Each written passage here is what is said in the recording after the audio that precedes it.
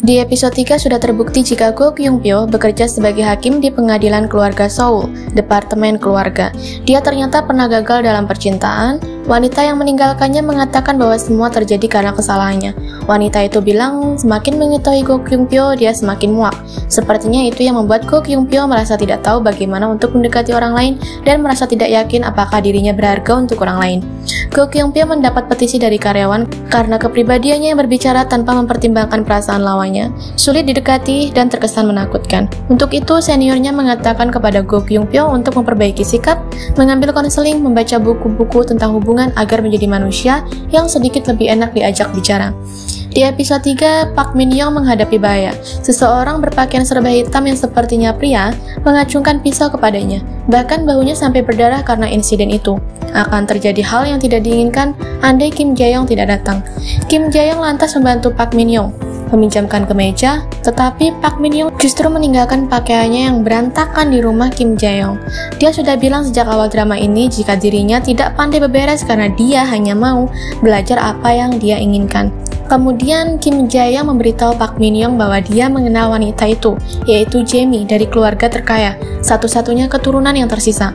Ternyata Park Min-young dibesarkan di keluarga yang setara dengan bangsawan, dan Yoo Mi-ho adalah orang kepercayaan keluarga Park Min-young yang membesarkan wanita itu seperti anaknya sendiri. Jamie akhirnya berganti nama menjadi Choi Sang-eun karena sebuah insiden di masa lalu. Kim Jae-young atau Kang Hae-jin akhirnya meminta orang untuk menyelidiki Choi Sang-eun. Di sisi lain, Go Kyung-pyo yang tahu Park Min-young di apartemen Kang Hae-jin membayangkan adegan yang tidak-tidak.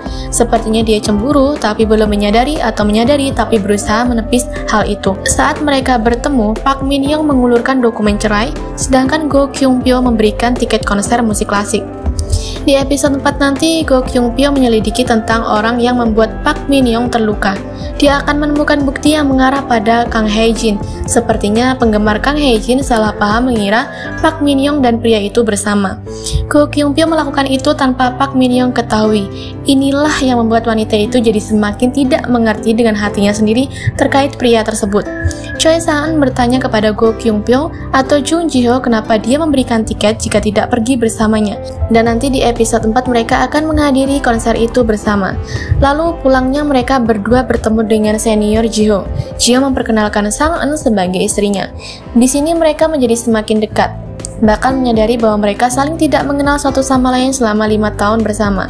Itulah kenapa Ji-ho berkata bahwa dia ternyata tidak mengenal Sang-eun selama ini. Lalu Kang Hae-jin ingin tahu bahwa dia penyebab Sang-eun diikuti orang berbahaya. Dia memperkenalkan wanita itu ke publik meski ditutupi wajahnya. Penggemarnya tampak bertanya dengan tidak terima siapa wanita itu sesungguhnya. Hae-jin mengatakan pada manajernya bahwa lebih baik memiliki image atau dirumorkan menjalin hubungan daripada gay. Lalu Sang-eun tampaknya masih merasa bersalah pada Yoo Mi-ho karena dia membuat sesuatu terjadi pada wanita itu yang menyebabkan nasib mereka sekarang ini. Itulah kenapa Sang-eun berkata sambil menangis jika dirinya merupakan kesalahan terbesar Yoo Mi-ho. Semakin seru ya drama Love in Contract ini. Tonton setiap Rabu dan Kamis di Viki. Terima kasih sudah mendengarkan Drama Talk sampai akhir. Jangan lupa subscribe supaya kita bisa ngobrolin drama bareng-bareng dan like jika kamu suka.